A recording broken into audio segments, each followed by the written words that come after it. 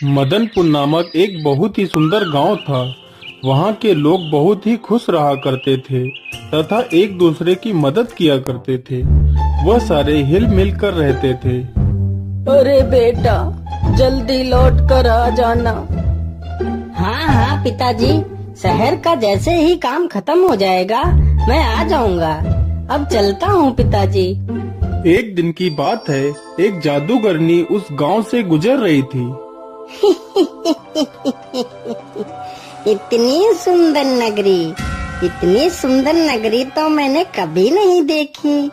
क्यों ना मैं इस नगरी को अपने वश में कर लूं और यहाँ पर अपना महल बनाऊं और यहाँ के लोगों को अपना गुलाम बना लेती हूँ। फिर जादूगरनी उस गांव पर अपना काला जादू कर देती है और गांव के लोगों से अपनी सेवा करवाती है।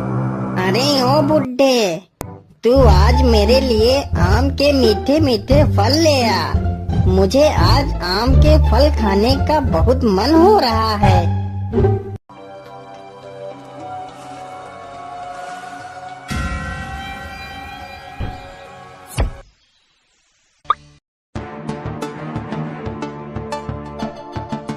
अरे पिताजी, देखो मैं आ गया। आप इधर कहाँ जा रहे हो? आप कुछ बोल क्यों नहीं रहे हो? आपको क्या हुआ पिताजी? अरे ये क्या, पिताजी कुछ बोल क्यों नहीं रहे हैं? आखिर यहाँ क्या चल रहा है? मुझे इसका पता लगाना होगा। लेकिन पिताजी इस ओर कहाँ जा रहे हैं? चलो देखता हूँ।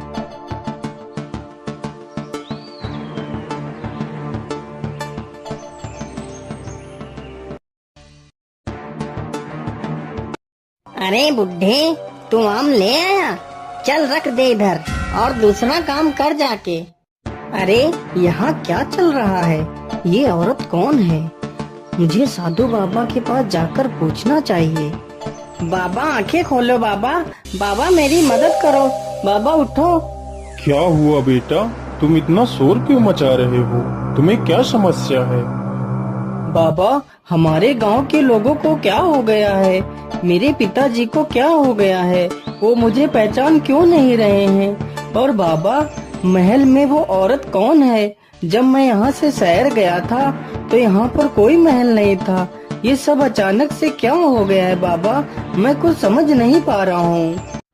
फिर बाबा ध्यान लगाकर देखते हैं और बताते हैं, बेटा वह कोई औरत नहीं बल्कि एक जादूगरनी है और उसने पूरे गांव पर अपना काला जादू कर रखा है। तो बाबा जी, मैं अपने गांव की रक्षा कैसे करूं? मैं अपने पिताजी को कैसे बचाऊं? बाबा मुझे कोई उपाय बताइए।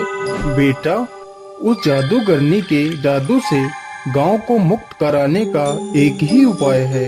यहाँ से 100 मील दूर एक कुंभा नामक गुफा है। उस गुफा में तुम्हें मेरे गुरुजी मिलेंगे। वह तुम्हें इसका उपाय अवश्य बताएंगे। जाओ बेटा। फिर मोहन गुफा की तरफ चल देता है।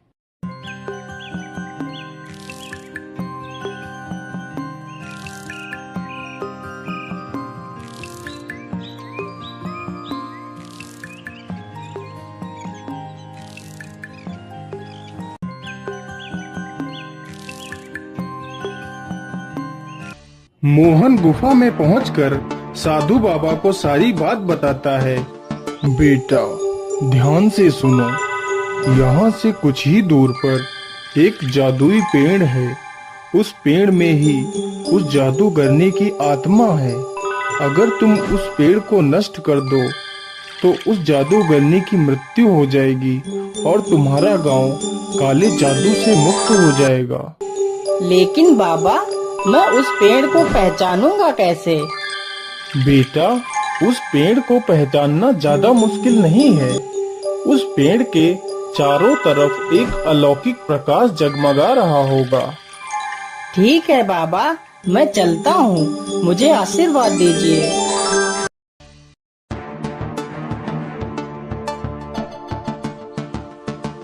मुझे लगता है कि वह जादुई पेड़ यही है जो बाबा ने बताया था। चलो जल्दी से मैं इसे काट देता हूँ। तभी जादूगरनी वहाँ पर आ जाती है। अरे मूर्ख, तू ये क्या कर रहा है? तू इस पेड़ को क्यों काट रहा है? तू इस पेड़ को मत काट, नहीं तो मैं तुझे मार डालूंगी।